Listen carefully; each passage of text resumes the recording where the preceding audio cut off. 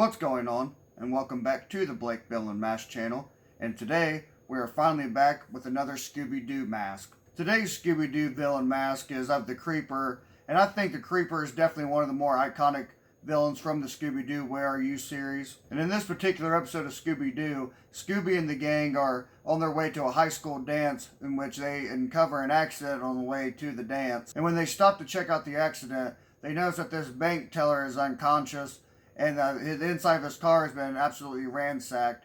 And so after they wake him up, they give a clue about what this piece of paper that he hands them is, just a blank piece of paper.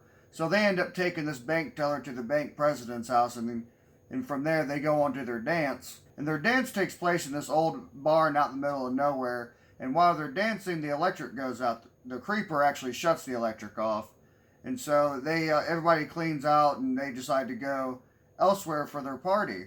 Well, while they're cleaning up, Scooby and Shaggy decide to eat all the food, and when they're taking everything out, they're going to set it down by what they think is a scarecrow. It turns out to be the Creeper.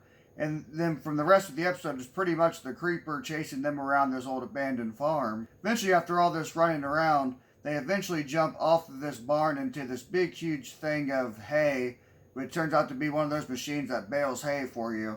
And Scooby ends up turning it on and puts the rest of the gang in these bales of hay along with the Creeper, in which then they're able to unmask the Creeper, and it turns out it is the bank president himself. Turns out he's been robbing the bank at night and locking it from the inside and dressing up like the Creeper to make it seem like a phantom. But with the episode summary out of the way, let's go ahead and check out the Creeper himself. And I think that Trick or Treat Studios did a really awesome job with this piece here. And you gotta remember, they're going off of a 2D dimensional cartoon and trying to make a 3D mask here, and which I think they end up doing a very good job at. But one thing I don't understand is why they decided to go with molded in hair, within the sculpt, and not go with attached hair or glued on hair like they did with some of the other Scooby-Doo masks. I do think this is definitely one of the better ones out of the lot that Trick or Treat Studios did for the villain masks. And being a lifelong Scooby-Doo fan, this is definitely a lineup of masks that I just had to get as soon as Trick or Treat Studios announced that these were coming out. And like many of the other Scooby-Doo villain masks, this one is definitely not a wearable mask to go and wear around somewhere. It's definitely made especially for a display piece.